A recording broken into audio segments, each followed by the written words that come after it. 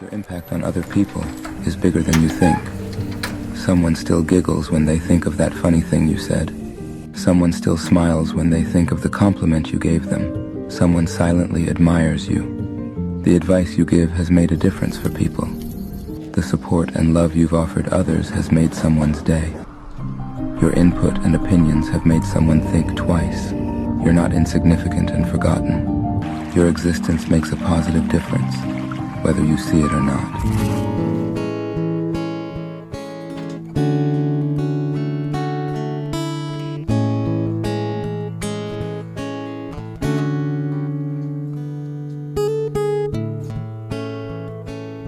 It's sad to see that people are disenchanted and nihilistic and depressed and anxious and aimless and perverse and vengeful and all of those things. It's terrible. And then to see people question whether that's necessary and then to start to rise out of it. It's like, it's so fun. Like last night I was after my talk, it's overwhelming.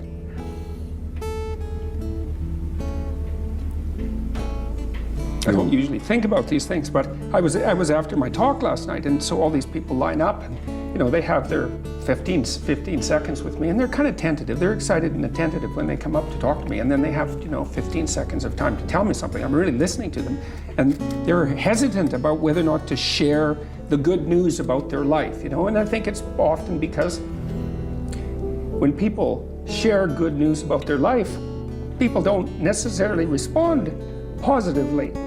You know, they don't get encouragement.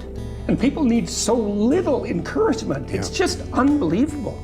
And so they'll tell me something good, and I think, God, that's so good. You know, somebody says, oh, I'm getting along way better with my father. I hadn't seen him for 10 years, and now we get along. It's like, God, great.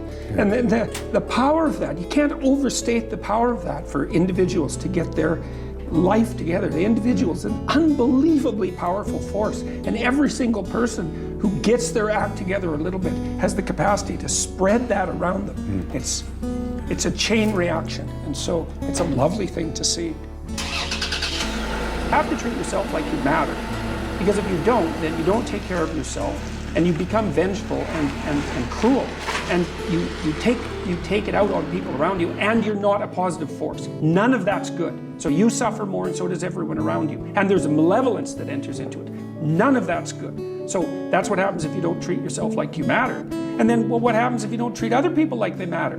Well, you lie to them, you cheat them, you steal, you enter into impulsive relationships with them. They can't trust you. That doesn't go anywhere. They don't like you. You end up alone at best, and maybe like incarcerated at worst. Like that doesn't work.